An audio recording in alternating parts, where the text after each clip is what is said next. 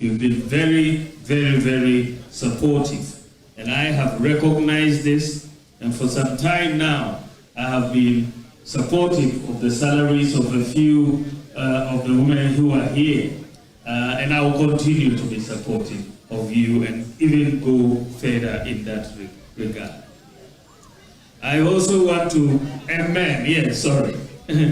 I also want to thank my running mate and my campaign team for their full support. They've done very, very well across this campaign. The fact is, we worked very hard. We tried to get everybody involved. As you know, the General Secretary was the Director of Operations for the campaign. The Women's Organizer organized the women. The Youth Organizer organized the youth. The National Coordinator handled the Zongo, and so on. So we tried to do as much as we could. Notwithstanding our hard work, however, we still suffered a heavy defeat. And when you look at what happened, you will see that it was internal. Many of our supporters did not come out to vote. This is really fundamentally why we lost the election. If you look at 2020 vis-a-vis 2024, 2.1 million of our supporters didn't come out to vote. 2.1 million. And you look at John Mohammed's votes, his votes went up by maybe 115,000. So he increased by 115,000 and we went down by 2.1 million. And that is basically why we did not win. So the key to victory going forward is within the NPP. It is within ourselves, because we decided not to vote. So if we decide to vote, we will win. So the key is ourselves. It is ourselves. So that is what we have to understand and take going forward. When we finished the election, there were so many people who were giving different reasons for why we lost. So many different reasons. But people were speaking without data. And you know, you can only speak forcefully with data. When you look at the reasons people were offering, one of the reasons people offered was that they said that they didn't vote for us because our presidential candidate was Muslim. Have you not heard that? Didn't you hear that? When I heard that, I said, this doesn't make sense. This is not the Ghana that I know. Because if you look at it, we went for primaries. We had 10 contestants. I was 1 Muslim, 9 Christians. But the MPP voted for the Muslim presidential candidate. So that could not be the case. So I decided to do some data analysis to test this hypothesis. And when you look at the data is very clear. In many constituencies across the country, the MPP presidential candidate performed better than the Christian parliamentary candidate. In many constituencies across. So it couldn't be, if they were voting because of religion, I shouldn't be performing better than the Christian parliamentary candidates. Even my good friend, Intim Fodio, who is giving a lot of heat to the government at the moment in Thailand. Intim Fodio is a reverend father in Intim Fodio, as in South. But I did better than him in his constituency.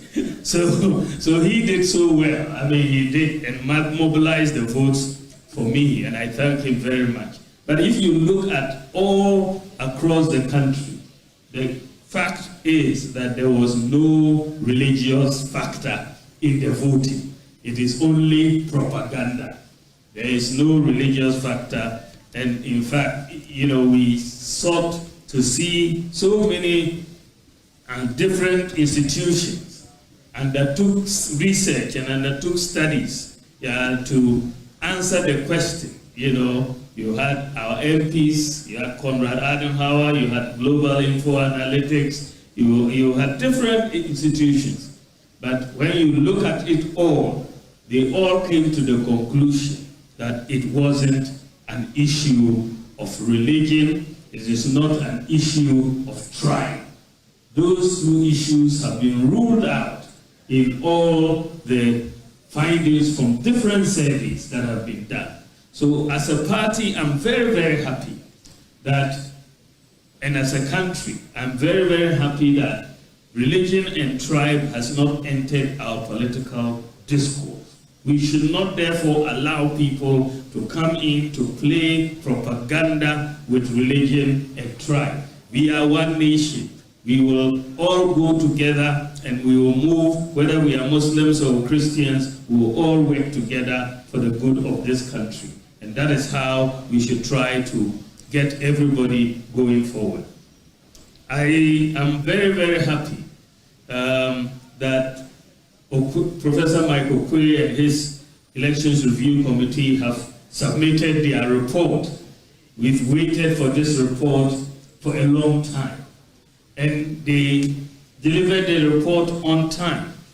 And I must say that I am very happy with the Okwui report. It has put to bed a lot of the propaganda that was going around about exactly why we lost the election. And I'm very happy about that. What is important also is that they have made some very important recommendations for this party. And those recommendations have been forwarded to a constitutional review committee to then look at it and bring it back to NEC and National Council for us to then make certain changes. You can expect, without any doubt, that the delegate system is going to be changed. That we will change the current delegate system and allow more people to vote. And that give more rights to more people to come in and be part of the electoral college. And so that those are things that we believe will happen, but we will wait peacefully for the committee to come back with its report. We will not try to preempt it, and once they come back with the report, we'll give the National Council the opportunity to get this sent to the National Conference for the decisions to be taken to amend the Constitution. So we are in a rebuilding stage for this party. What is important for all of us is that we have to be united. If we are united, we are going to win 2028. If we are not united, we will have a challenge. So unity is very important. And because I want us to be united, this is why I am departing from the normal thank you tour that we have held. Normally, whether it's Edubuani, whether it's Kufuor, whether it's Akufo-Addo, the presidential candidate has just basically gone ahead and done a thank you tour. We are doing it differently this time because I want unity. And that is why I have said that I want to go with the party and also to invite my former contestants, the aspirants who contested me for the primaries. They should come and we'll all go and do the thank you for the country, so that we all show a united front for the party, so that we can build on it going forward. So that is my sense of what we are going to do. I want to thank all of you. Remember, unity is the key. It's not time for primaries, and it is not about winning a primary. What we are doing is building a party machinery that can win the general election. That is what we should be doing. Building a party machinery to win the general election, not to win a primary. If you win a primary and you cannot win the general election, then it is a useless victory. it is a useless victory. It is a Pyrrhic victory. So let us build a machinery to make the party strong so that we can win the general election. And that is what we should be looking at as a party. We can only do that if we unite. Because united we will stand, divided we will fall. And that is something that my old father Tedam, would always remind us of. Uncle Tedam will always remind us that united we stand and divided we fall. And I remember him so fondly at this moment. So let's come together, and I know that the elephant is a winning symbol, and we are going to go ahead and win. Let us come together. God bless you. God bless you. God bless you. Salaam alaikum. Discouraged. We did not win, and I hope you know that. But we are not discouraged. All we need to do is to continue forging ahead and encourage our supporters to continue supporting the party. At least that is my will. And I'm sure we can do it. It's achievable. Why not? It is achievable. So let's remain on our feet and behave as if nothing has happened to us. Nothing untoward has happened to us. I'm sure with that attitude, undefeatable attitude, we will one day rise up and take the mantle of leadership in this party. National thank you talk. In 1992, our then flag bearer, the late Professor Bawumia, after the elections, embarked on a thank you talk. Our revered former President Donald J. Kufuor in 1996, after the elections, embarked on a thank you tour. By God's grace, when the New Patriotic Party won in 2000, he embarked on the thank you tour, likewise 2004.